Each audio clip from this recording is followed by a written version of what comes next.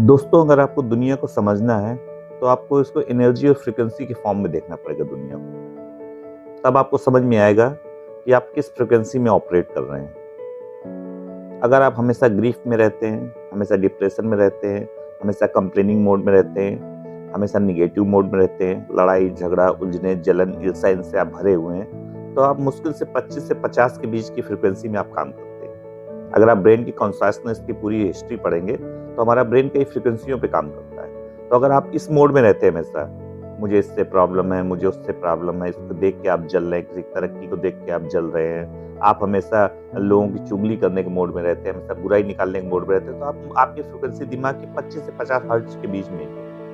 और इस बीच में जो लोग रहते हैं उनका जीवन बहुत ही औसत या औसत से भी नीचे रहता है। जबकि जो लोग थैंकफुलनेस से भरे होते हैं, जो लोग ग्रेटिट्यूड से भरे होते हैं, जो लोग दूसरे के काम की सराहना करते हैं, दूसरों को देख के खुश होते हैं, दूसरे की तरक्की में खुश होते हैं, दूसरे के दुख में दुखी होते हैं, उनकी फ्रीक्वेंसी माइंड की 400 से 500, किसी-किसी की 800-900 हर्ट्ज पे काम करती है। तो जब तक आप एक अच्छी फ्रीक्वेंसी में काम नहीं करेंगे, तब तक आपकी ज़िंदगी में कोई बड़ी चीज़ अट्रैक्ट नहीं होगी।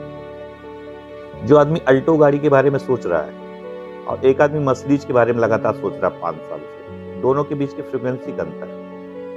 दोनों के सोचने की फ्रीक्वेंसी में बहुत बड़ा अंतर है। और अगर आप पूरे यूनिवर्स को देखेंगे, यूनिवर्स में आप लॉ ऑफ अट्रैक्शन को पढ़ेंगे, तो चीज़ें वही अट्रैक्ट होती है जिनके बारे में आप सोचते हैं।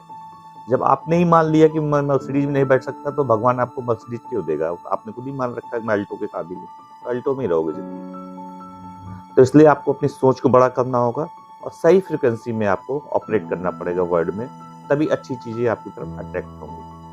जय हिंद।